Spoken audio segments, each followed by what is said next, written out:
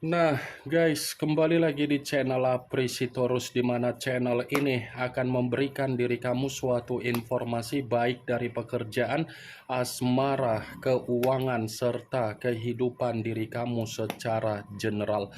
Sebelum saya memberikan suatu informasi dari berbagai aspek yang barusan saya katakan tadi, saya juga mengingatkan kepada teman-teman, informasi yang saya berikan terhadap diri kamu bukan suatu acuan untuk kamu ambil dan untuk kamu terima. Saya hanya bisa memberikan diri kamu suatu informasi berdasarkan kartu yang saya pegang ini. Diri kamu hanya bisa berencana terhadap kehidupan kamu, akan tetapi di balik dari informasi dan perencanaan tersebut, lagi-lagi yang menentukan adalah Sang Pencipta. Sebelum saya mengambil satu persatu kartu yang saya pegang ini secara acak, saya juga mengingatkan kepada teman-teman apabila ketemu dengan channel saya agar menekan tombol subscribe-nya dan menyalakan loncengnya supaya next video saya lebih semangat untuk memberikan suatu informasi baik terhadap kondisi energi kamu, manusia yang selama ini kamu prioritaskan, serta pihak ketiganya. Oke Wageng, kali ini saya ingin mengarah terhadap diri kamu.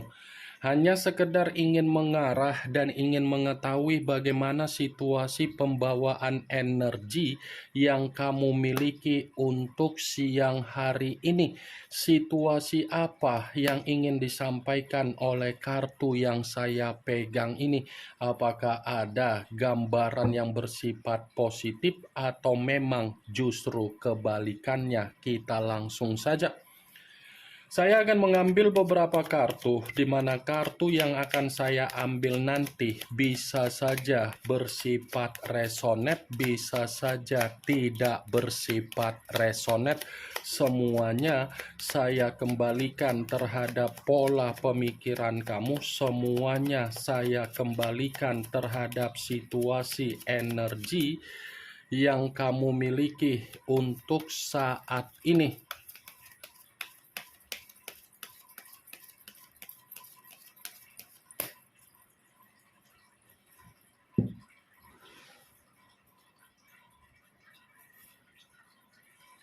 Muncul kartu ini.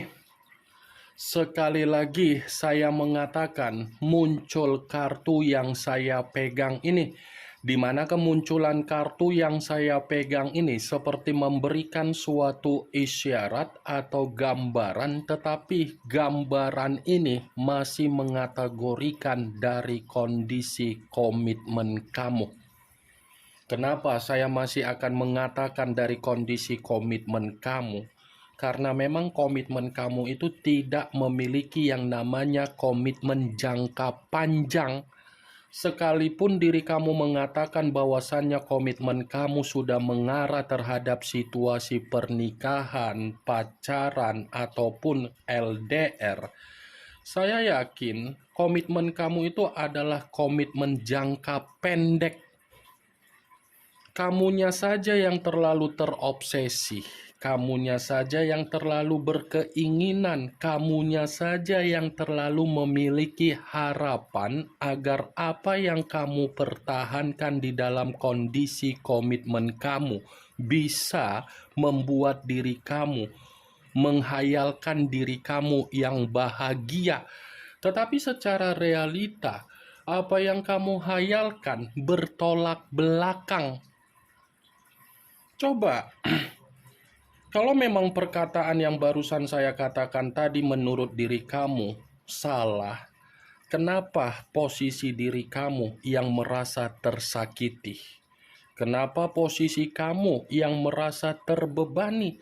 Kenapa posisi kamu yang kecewa? Kenapa posisi kamu yang dihantui dengan kondisi bayangan kamu sendiri untuk malam ini? Maaf kalau saya berbicara seperti itu terhadap diri kamu, bukan berarti perkataan saya tadi membuat diri kamu merasa sensitif, tetapi saya berbicara karena memang realita tersebut terjadi terhadap diri kamu. Ini dia Wak Geng, kartu pertama yang saya pegang. Ini adalah kartu yang berbicara secara cawan, tetapi cawan tersebut terdiri dari dua cawan. Di luar dari apa yang barusan saya katakan tadi, perihal kondisi komitmen kamu, sepertinya kartu yang saya pegang ini ada sesuatu hal yang sedang kamu tunggu-tunggu, tetapi saya tidak bisa memastikan apa yang sedang kamu tunggu. Setidaknya, apa yang sedang kamu tunggu, baik itu dari pekerjaan, penjualan aset, kepastian dari komitmen kamu yang belum ada kepastian dari hubungan bisnis atau usaha yang kamu tunggu masih akan menghampiri diri kamu, tetapi kondisinya bersifat positif. Muncul kartu The Fool. The Fool, yang dimana kemunculan kartu ini banyak arti, tetapi saya hanya mengambil 3 arti saja: kebodohan, kemurnian, dan pemerasan. Kalau seandainya saya menggabungkan apa yang menjadi perkataan saya tadi, kartu The Fool ini menjadi alasan kenapa komitmen kamu sebagai komitmen jangka pendek, karena memang kehadiran manusia tersebut hanya menjadikan diri kamu sebagai jembatan, hanya menjadikan diri kamu itu sebagai batu loncatan, hanya menjadikan diri kamu yang dimana dia memanfaatkan sisi kebucinan kamu, kebaperan kamu, dan kecerobohan kamu. Dia hanya menganggap diri kamu itu seseorang yang bisa dimanfaatkan. Contohnya seperti apa? Kamu kan yang sudah terlalu banyak diperas secara energi, kan? Ketika dia datang di dalam kehidupan kamu dan menjadikan kondisi kamu sebagai batu loncatan, apakah kehidupan kamu memiliki kondisi yang dimana kamu bersifat stabil, murni, atau memang kondisi kamu yang menerima kondisi tercekik, terbebani, terpenjara, ataupun terintimidasi? Ini dia Wak Geng, The Fool. Jadi apa yang saya katakan barusan perihal dari kondisi komitmen kamu, kamu tidak usah lagi untuk menyalahkan diri kamu, dan kamu tidak usah lagi untuk mempertanyakan siapa yang salah dan siapa yang benar. Tidak usah kamu tanamkan pertanyaan itu di dalam diri kamu secara pemikiran. Setidaknya dengan kehadiran dari manusia tersebut, next time kamu jangan lagi mengulangi apa yang menjadi sisi kebodohan kamu ketika dia datang dan berusaha meyakinkan diri kamu kembali. Ya, saya berbicara dari apa yang barusan saya katakan bukan berarti saya mensugestikan diri kamu agar kamu menghambat kehadiran dia, tetapi mewaspadai kondisi kamu agar kamu tidak lagi untuk diperas.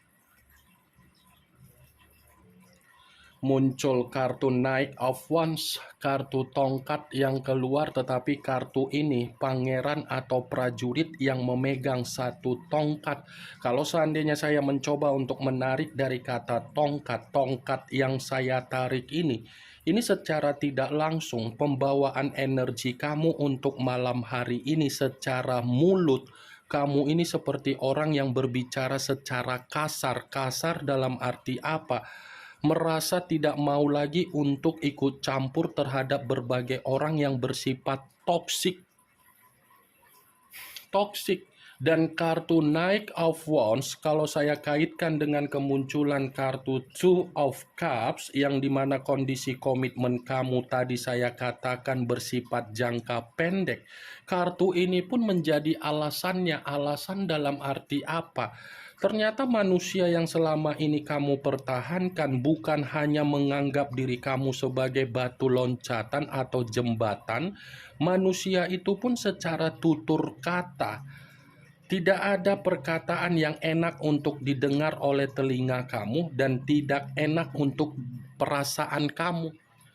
Ketika ingin menuntut sesuatu hal, pasti manusia itu ngata-ngatain diri kamu. Ketika kamu memberikan apa yang menjadi yang dia tuntut, seakan-akan dia tidak ada ucapan terima kasih.